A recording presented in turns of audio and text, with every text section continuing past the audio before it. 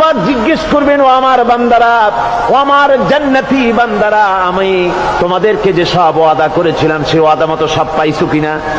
আমি ওয়াদা করেছিলাম আমার জন্য রাত জেগে যদি তাহাজ্জুদের নামাজ পড়ো, নামাজ রোজা হজ যাকাত যদি করো, আমার দিন কায়েমের জন্য যদি আন্দোলন করো, রক্ত যাও, আমার জন্য যদি কষ্ট করো, শহীদ হও, তাহলে আমি তোমাদেরকে জান্নাত দেব। যত ওয়াদা করছিলাম তা পেয়েছো কিনা?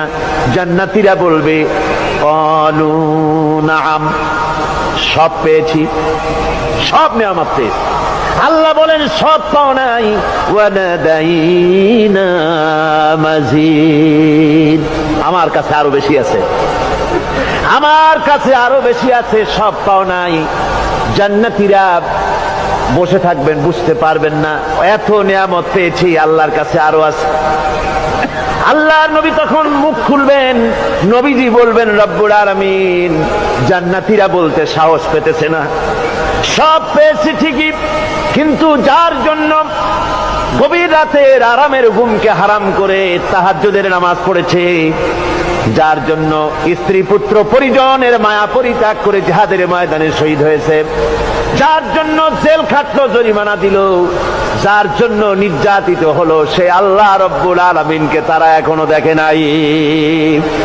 আল্লাহ রব্বুল আলামিন বলবেন, আমি আমার বান্দার সে আরজ পুরা, সে আরজি পুরা করব।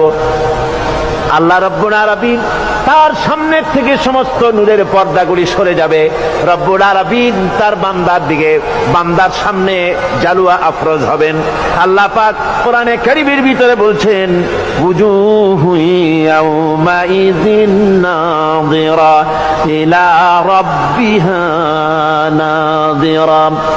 বান্দা, আল্লাহ পাক বান্দার দিকে তাকিয়ে থাকবেন, আর সমস্ত বান্দারা আল্লাহ রাব্বুল আলামিনের দিকে তাকিয়ে থাকবে।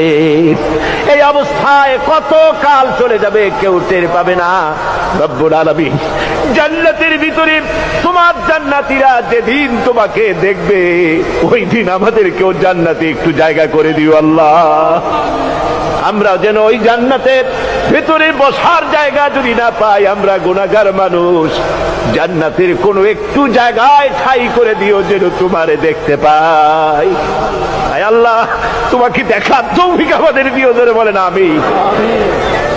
হযরতে মাহবুবে রব্বানী কুতুবে সুবহানী শেখ মহিউদ্দিন আব্দুল কাদের জিলানী রাহমাতুল্লাহ আলাইহি, তিনি বলেছেন, মুনাজাত করতে গিয়ে আবেগে বলেছেন, রব্বুল আলামিন, তুমি যদি দয়া করে আমাকে জান্নাত দাও, আর তোমাকে যদি আমি না পাই